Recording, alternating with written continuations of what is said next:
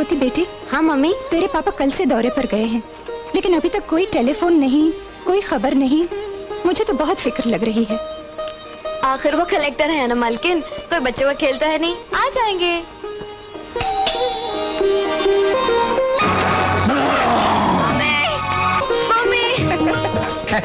डर गई लड़की, डर गई क्यों, है ना? कैसी आवाज बनाते हैं पापा?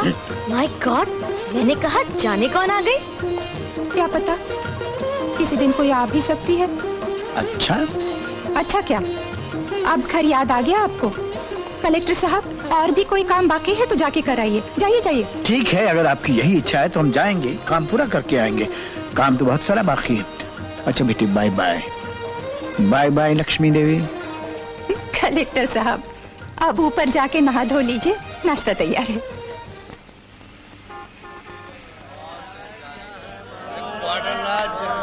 ये ले चने। ले जाने पी ले, देखा, मैंने ऐसी चालाकी से आइसक्रीम में ब्राउन शुगर मिलाई कि बच्चे 3-3 आइसक्रीम खा गए। अरे हमें तो वाकई अपने बॉस कब्जा कन्हैया लाल का बिजनेस सेंस और दिमाग की दाद देनी चाहिए। अरे ये पेपर का एडिटर यहाँ कैसे आ धमका? आइए सर, आपको क्या चाहिए? अरे जाहिलो, नाम पैराडाइज स्टोर और काम करते हो हेल स्टोर वाले। मिलावटी आइसक्रीम बच्चों को बेचते हुए शर्म नहीं आती तुम्हें? क्या बकते हो? मुझे सब मालूम है। इस दुकान को चलाने का लाइसेंस कहाँ से मिला, इस धंधे के पीछे किसका हाथ है, ये सारे पोल मैं अपने अखबार में छापूंगा। अबे जा।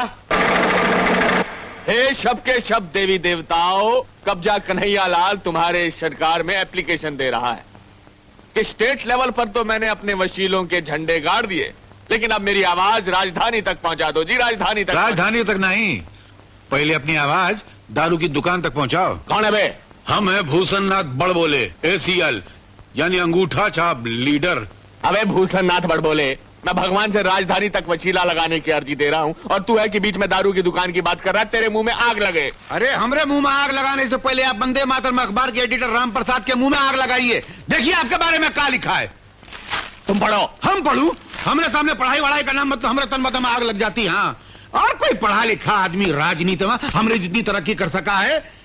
अरे देखो क्या लिखा है तुम्हारे बारे में। लिखा है तोरे शराब की दुकान, समाज के मुंह पे उतना बड़ा जूता, उसको फौरन बंद कर देना चाहिए। ऐसा लिखा है? हाँ। तो मैं काम करता हूँ, अपने कोठे वाली गली में पूरी पब्लिक को जमा करता हूँ, आधे से धरना कराता हूँ, आधे को पेट भर के खाना खिलाता हूँ और फिर उनसे भूख हड़ताल करवाता हूँ। हाँ, शब कलकत्ते वाली माता काली की इच्छा है। भूषणनाथ, तेरा बेटा कैलाश कहाँ है? हमारा बेटा कैलाश आपके बेटे प्रकाश से मिलने का है। उसको जब भी खबर की पता चली ना तो उसके बदले में फायरिंग शुरू की। बड़ा अंकल, किस रामजादे डैश अखबार वाले ने खबर छापी है? अगर मैंने अपनी डैश से उसकी डैश के टुकड़े टुकड़े नहीं कर दिए तो मेरी इस डैश का क्या फायदा? बेटे, इसके लिए जबान से नहीं हाथ से काम लो। You're right, uncle. इस मामूली से काम के लिए अपने हाथ गंदे करने की क्या जरूरत है? इस काम के लिए तो गुलाब दादा और उसके साथियों को भेज देते। हाँ, शाबाश, इसको कहते हैं राजनीति। तू मेरा नाम जरूर रोशन करेगा मेरे बेटे।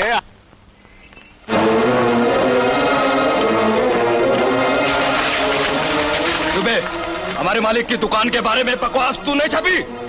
हाँ, मैंने छापी। तो सुन बे, कल के अखबार में ये छापना कि जो आज छापा था वो सब कुछ गलत था। अगर न छापू तो कल का अखबार तेरे खून से छपेगा। अबे उल्लू के पट्टे, मैं भारत की आजादी का सिपाही हूँ। जो अंग्रेज पुलिस वालों की मार और गुंडागर्दी से नहीं डरा, वो तुम जैसे शराब बेचने वाले गुंडों से क्या डरेगा?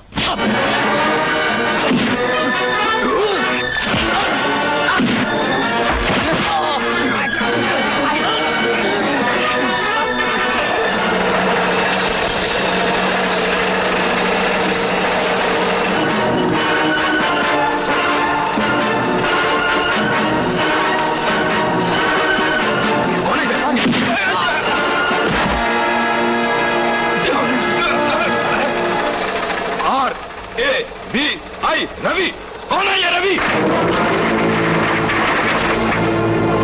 मैं हूँ।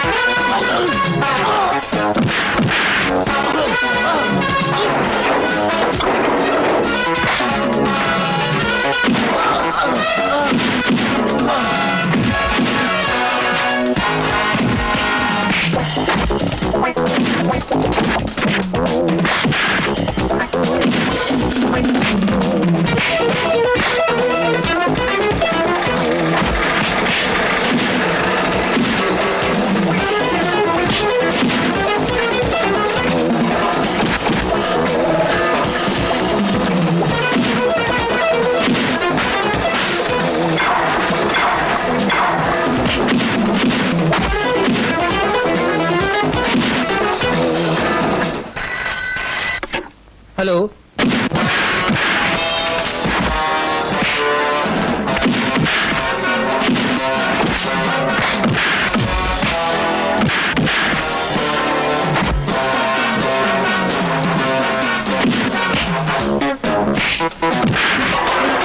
I see. Any problem? जी हाँ, वंदे मातरम प्रेस में चंद गुंडों ने दंगा फसाद शुरू कर दिया है। उसमें आपका बेटा रवि भी शामिल है।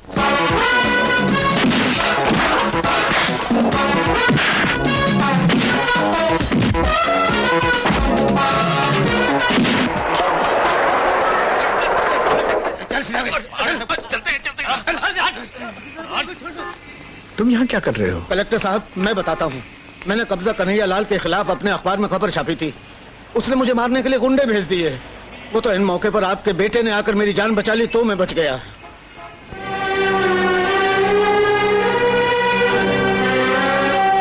बहुत अच्छा काम किया बरखुरदार। अब घर जाइए, वहां बात होगी। जी। डीएसपी साहब। Yes sir. आप इन एक एक गुंडे को गिरफ्तार कीजिए और ठीक तरह से राम प्रसाद जी का बयान लीजिए आप। जी अच्छा। ज्यादा चोट तो नहीं आई? जी नहीं। अच्छा, मैं चलता हूँ। कुछ अजीब ही उस शख्स का नाम है, कब्जा कन्हैया लाल। जी। स्कूल से लगकर ही वो इमारत है जिसके अंदर वो उस दुकान में ये बच्चों को नशावर चीजें, ड्रग्स वगैरह बेची जाती हैं। ये धंधा बंद कराना होगा सब, और एक एक्साइज कमिश्नर की हैसियत से आप इसे बंद करा सकते हैं। जी हाँ, बिल्कुल, ये तो हमारा फर्ज है। मैं तो रवि को समझा समझा कर थक गई। कभी वक्त पे घर आता ही नहीं। ओफो मम्मी, अभी इतनी देर कहाँ हुई है? आ जाएंगे भैया। इतनी जल्दी कैसे आएंगे इनके लाडले? सारे शहर की जिम्मेदारी उस बेचारे अकेले के सर के ऊपर है। जब तक उन जिम्मेदारियों से निपट नहीं लेंगे, घर आएंगे कैसे? जब आप उसकी उम्र के थे तब देर नहीं करते थे आप? अरे देर न तब करता था ना, अब करने की मजाल है।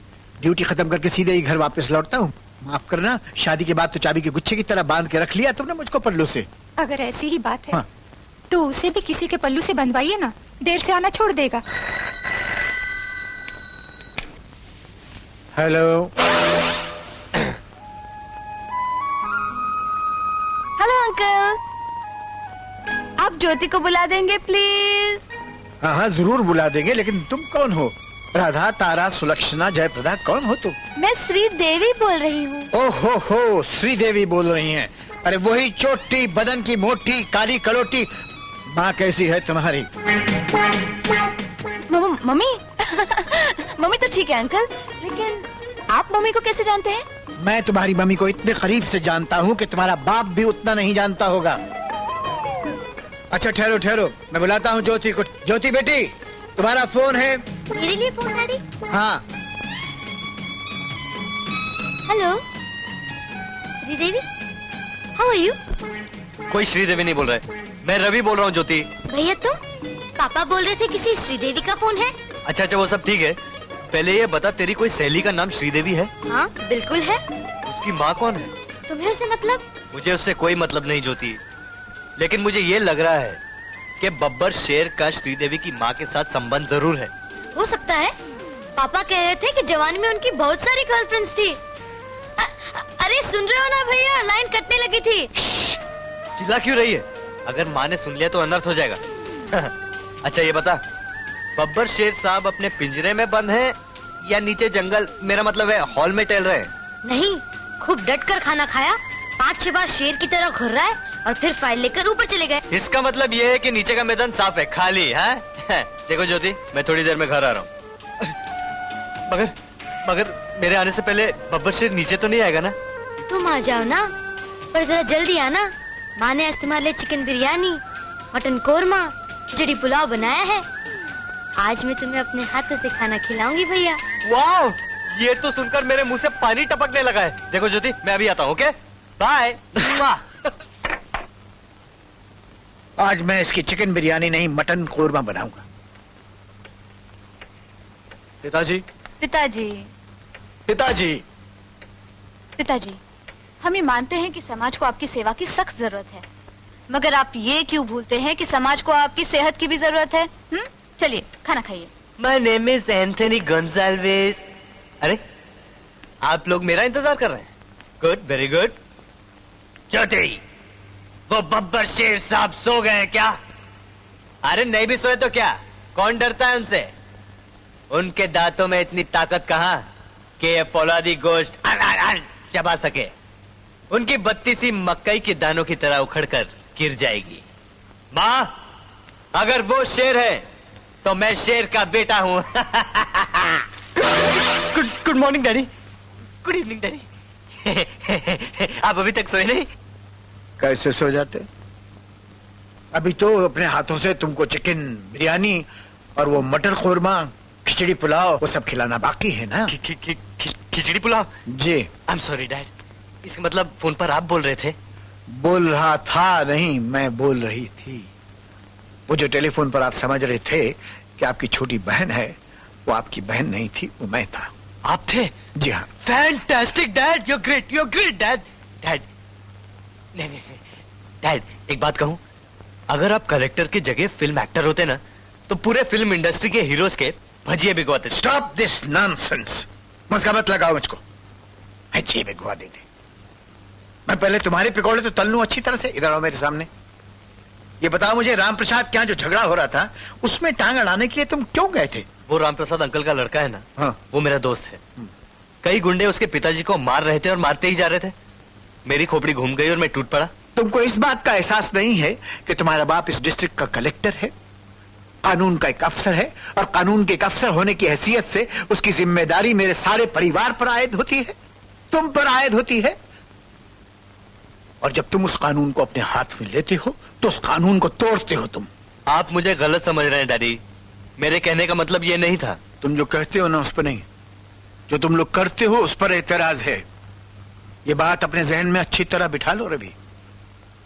चाहे कोई भी हो, वो रईस हो या कोई मिनिस्टर हो, कोई सरकारी अफसर हो, कोई गुंडा हो, तुम हो या मैं हूं, जो कोई भी कानून को अपने हाथ में लेगा वो मुजरिम ठहराया जाएगा। जिन कामों से मैं तुम्हें मना करता हूं उनके न करने में तुम्हारा फायदा है, और उनके करने में तुम्हारा इतना भयंकर नुकसान हो सकता है कि जिंदगी भर उसका उपाय नहीं।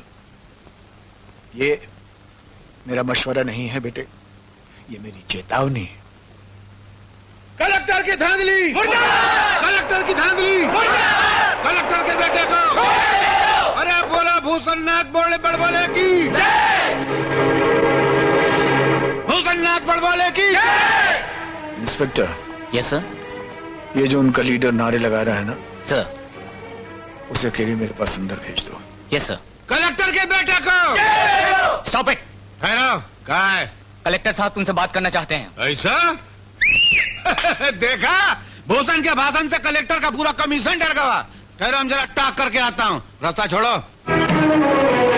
हाँ, क्यों महाशय, ये बाहर सब नाटक तमाशा किस लिए हो रहा? नाटक तमाशा नहीं साहब, हम इलाके का लीडर हूँ।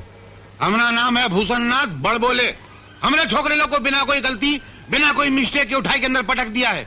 वो बेचारे पीरेस में अखबार खरीदने को गए थे, वहाँ क्रिकेट बॉल की तरह उनकी पिटाई कर डाली। हम इस जुल्म के खिलाफ आवाज उठाने को आया हूँ। तुम्हारे इस चेहरे से साफ जाहिर होता है कि लीडर नहीं, किराए के टट्टू हो तुम। आए? किराए के टट्टू। और बाहर ये जो जिंदा मुर्दाबाद का तमाशा हो रहा है ये तुम्हारा पेशा है, इसी की रोटियां खाते हो तुम। तुम्हारे लड़के उस प्रेस में अखबार खरीदने नहीं गए थे, उस अखबार के एडिटर के खिलाफ दंगा करने गए थे। इसलिए कि वो एडिटर शहर के लुच्चे, बदमाश, सब गैर कानूनी धंधा करने वालों के खिलाफ बेधड़क लिखता है। अरे तो लिखता होगा, हमसे क्या लेना देना है? हम तो बहुत शरीफ आदमी हूँ। और हम क्या है मालूम? RDU मतलब रिक्शा ड्राइवर यूनियन का लीडर हूँ। इसके अलावा HGU मतलब हाथ गाड़ी की जो यूनियन है उसका भी लीडर हूँ। कोई मामूली आदमी नहीं हूँ। और तुम जानते हो मैं कौन हूँ? अरे कलेक्टर और क्या हो?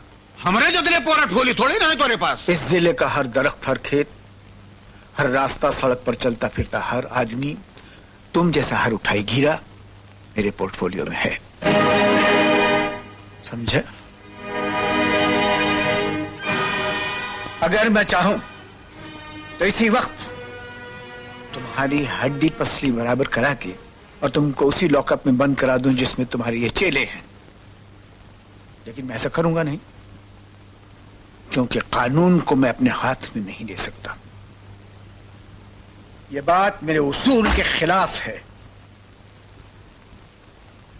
अलबत्ता मैं तुमको एक मशवरा देता हूं कि नौटंकी जो तुम अपने साथ लेकर आए हो यहां बाहर, उसे समेटकर तुम चुपचाप यहां से चले जाओ और इसका 2 लफ्जों में मुझे जवाब दो, चाहते हो या नहीं?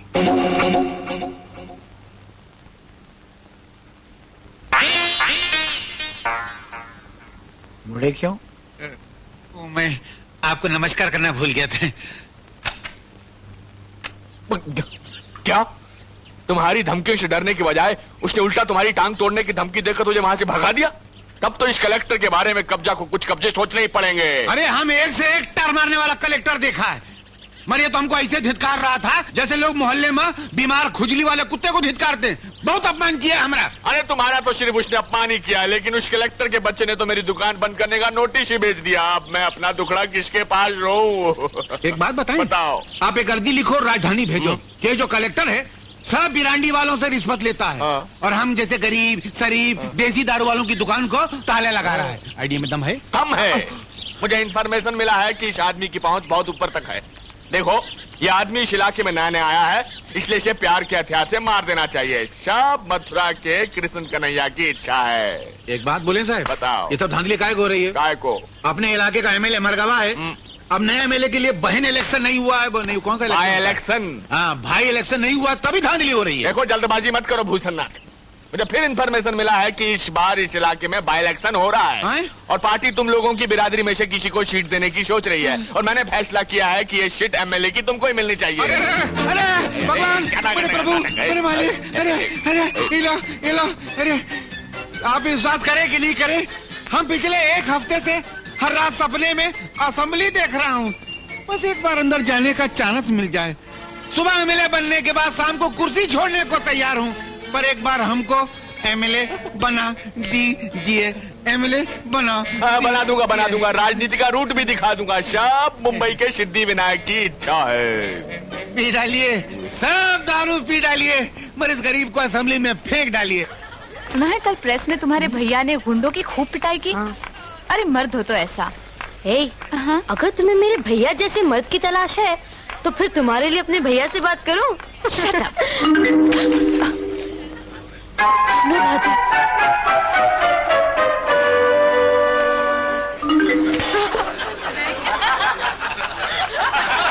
ये क्या बदतमीजी है? अरे ये बदतमीजी नहीं है जाने मन, ये तो जवानी की मस्ती का नशा है। यस। अच्छा, तुम लोगों ने जो एरो मारे हैं ना, इसके बदले अगर मैं ये डिब्बा मारूं तो तुम्हारा चेहरा चटनी की तरह चपटा हो जाएगा। प्लीज मारो ना, मुझे खूबसूरत लड़की की मार एकदम आइसक्रीम की तरह लगती है। प्लीज मुझे मारो ना। तो खाओ आइसक्रीम। चल Prakash. I am sorry. It's okay. आपने तो फूलों की बरसात करवा दी और फूलों की चोट बड़ी नाजुक होती है।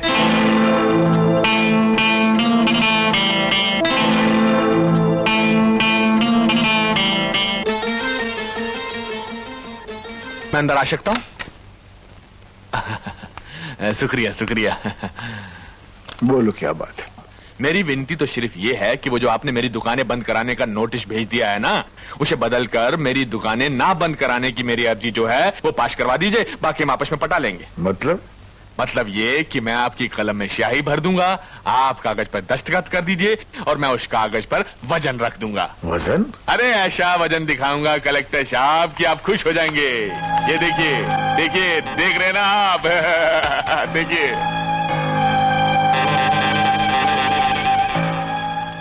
आपने सोच में डाल दिया कन्हैया लाल जी। हाँ, देखिए। इस वजन को तो तोलना पड़ेगा। मैं जाके इसके लिए खास तराजू लेकर आता हूँ।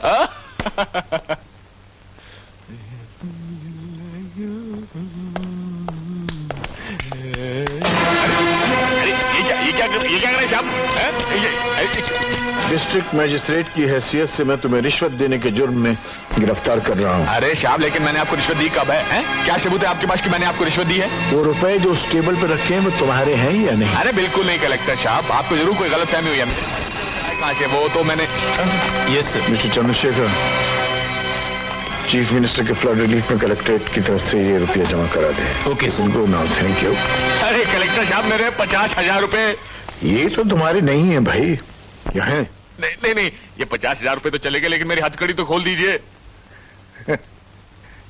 ये मैं नहीं खोल सकता।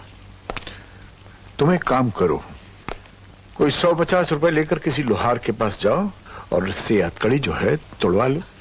हथकड़ी तोड़वाने के लिए कलेक्टर साहब मैं लोहार के पास जाऊंगा तो लोग देखेंगे तो बेइज्जती होगी। मेरी इज्जत बचाइए कलेक्टर साहब, मेरी इज्जत बचाइए, ये हथकड़ी खुलवाइए। मर जाऊंगा। आज के लिए हम तुम्हारी उस इज्जत पे पर्दा डालेंगे, लेकिन आइंदा के लिए ये सबक याद रखना। Now get out, get out. ऐसा? कलेक्टर तुमको मसाला डोसा खिलाया? हमको तो खाली डोसा खिलाया था। तो फिर इतनी बड़ाई मानने की क्या जरूरत थी झूठ मूठ में? क्या तुम्हारी इतनी लंबी है, इतनी चौड़ी है, दिल्ली तक पहचान है? और हमसे तुम वादा किया था कि तुम हमको एमएलए की सीट दिलवाओगे। कहाँ है वो सीट? अपोजिशन वाले तमाम बढ़ के इलेक्शन की तैयारी कर रहे हैं और हम इलेक्शन के पुराने वोट की तरह फटे हुए पड़े। एक बार हमको एमएलए बनाई दो, फिर देखो उस कलेक्टर को सड़े हुए टमाटर की तरह निचोड़ के नहीं रख दिया तो हमारा नाम भूषण नाथ बड़बोले नहीं।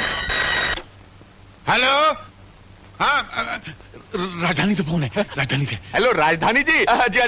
जी मैं भूषण नाथ, नहीं मेरा मतलब है मैं कब्जा कन्हैयालाल बोल रहा हूँ। जी क्या का पार्टी शक्ति आपका फोन है? जी नमस्ते। जी हाँ, मैं कह रहा था कि आपके बाई इलेक्शन में अपने भूषण नाथ बड़बोले को ही सीट मिलनी चाहिए।